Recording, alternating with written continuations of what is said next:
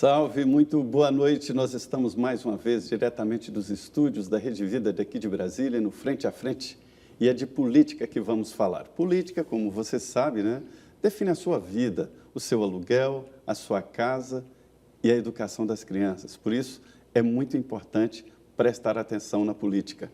A sorte está lançada. Hoje, o presidente Jair Bolsonaro foi ao Congresso Nacional e, pessoalmente, entregou aos deputados e senadores a proposta de reforma da Previdência. É uma proposta bem complexa, né? Bem ampla, com novidades, como a capitalização, mas mexe ali em assuntos que são muito caros aos deputados, como mudança na aposentadoria rural e também na prestação continuada, que é a aposentadoria social. Este é um assunto que vai tomar conta de boa parte do ano no Congresso Nacional. Eu não acredito em votação rápida deste projeto importante. Agora, é interessante que a reforma da Previdência tomou áreas até maiores do que o próprio mérito. É porque a aprovação ou não desse projeto vai indicar a força de Jair Bolsonaro no Congresso e a decisão do governo de controlar os gastos públicos. Você pode participar aqui do Frente a Frente. Nós temos um WhatsApp. Anote aí, 061 98 369 5236. Eu vou repetir aqui o WhatsApp do Frente a Frente. 61 98 369 5236. E hoje veio aqui conversar com você, comigo e com a Denise, o deputado Rodrigo Coelho. Ele é do PSB de Santa Catarina. Deputado, muito boa noite, obrigado por participar aqui dessa mesa redonda. Eu agradeço, Zé Maria Trindade, um prazer enorme estar aqui. Denise, boa noite a quem nos assiste da Rede Vida. Será um papo bom. Denise, boa noite. Boa noite, Zé Maria, boa noite, deputado. Obrigada por ter aceito o nosso convite. E você vai conhecer um pouquinho mais do deputado Rodrigo Coelho. Ele é especialista em direito previdenciário, é advogado, foi vereador em Santa Catarina, ele foi também vice-prefeito de Joinville, ou seja, uma pessoa que tem aí uma certa estrada já e vai tentar aqui esmiuçar para a gente esse projeto da reforma da Previdência. Deputado, a gente percebe que nesse projeto que o governo mandou, eles foram muito, em relação, por exemplo, à capitalização, existe ali, alguns deputados me disseram que existe ali um pulo do gato. Eles deixaram para tratar dessa proposta por lei complementar. Isso porque uma emenda constitucional, para você que está nos assistindo, a diferença é grande. Uma lei complementar, uma emenda constitucional, que é o que foi levado ao Congresso, precisa de 308 votos favoráveis no plenário da Câmara, em 2 turnos, tem que ir no Senado, e também no Senado são 48, 55, 51 senadores, isso. 51 senadores em 2 votações também, para que essa emenda possa vir a ser promulgada. E a tramitação é lenta. Agora, uma lei complementar, ela precisa de 257 votos, sim, no plenário da Câmara e 41 votos, sim, no plenário do Senado. Ou seja, é mais fácil aprovar uma lei complementar do que uma emenda constitucional. Vai ser assim mesmo ou vai ter alguma mudança ali nessa questão durante a tramitação da proposta? Perfeito, Denise, é exatamente isso. A grande mudança na Previdência, nessa proposta, nessa PEC que recebeu o número 6 de 2019, é realmente a criação do regime de capitalização, autorizando o governo estadual, municipal ou federal, com um simples parágrafo da Constituição, do artigo 40, para criar o regime de capitalização. Então, para quem está nos assistindo, explicar a diferença. Hoje, a Previdência no Brasil é o regime de repartição. O que é? Quem está na ativa, quem está trabalhando, paga pelos aposentados que existem.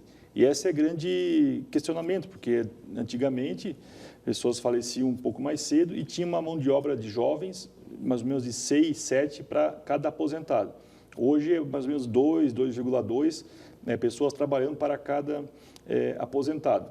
Então, a mudança é do regime de repartição para o regime de capitalização, que é o quê? É o que aconteceu no Chile, que é uma conta individual. cada um vai ter a sua poupança individual de aposentadoria, como se fosse o fundo de garantia, mas não com o reajuste do fundo de garantia, que está bem abaixo, inclusive, da poupança ou da inflação do período.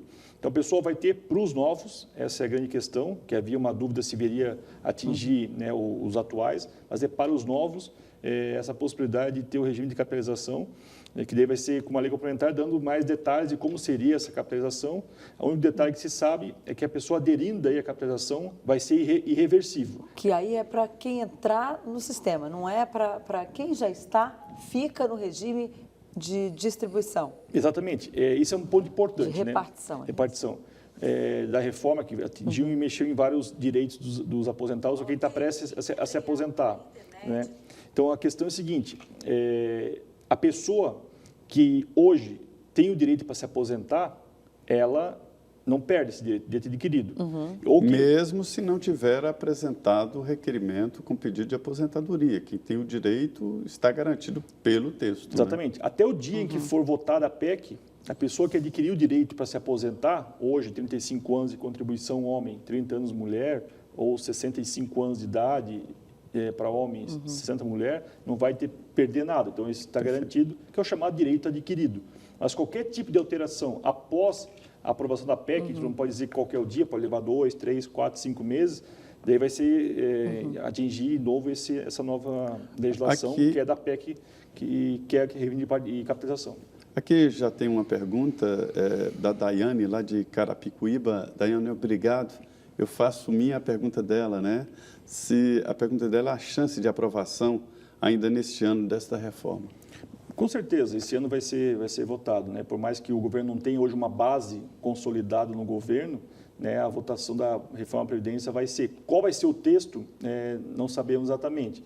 O que o governo próprio admite mesmo, inclusive na reunião com os governadores hoje, é que eles colocaram uma certa gordura, vamos dizer assim, né, em alguns pontos da Previdência. Não sabe o tamanho do projeto. Exatamente. Que ele será aprovado, o senhor acha que vai? Com certeza, vai ser aprovado sim.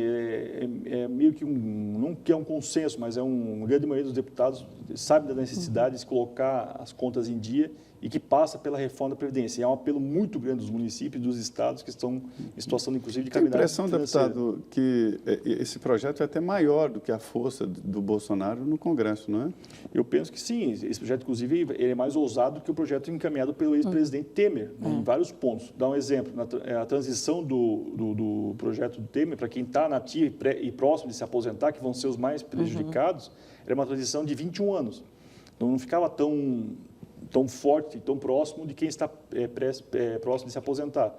A transição nessa proposta, na PEC do governo Bolsonaro, é apenas 12 anos. Então, é uma transição um pouco mais rápida, né? E que vai exigir das pessoas muita atenção, porque são detalhes, são 3 regras de transição que vão atingir, né, as pessoas que estão próximas de se aposentar. Aqui no Twitter também já tem algumas perguntas. Toninho Feldman, boa noite, lá de Caxias do Sul. Ele quer saber...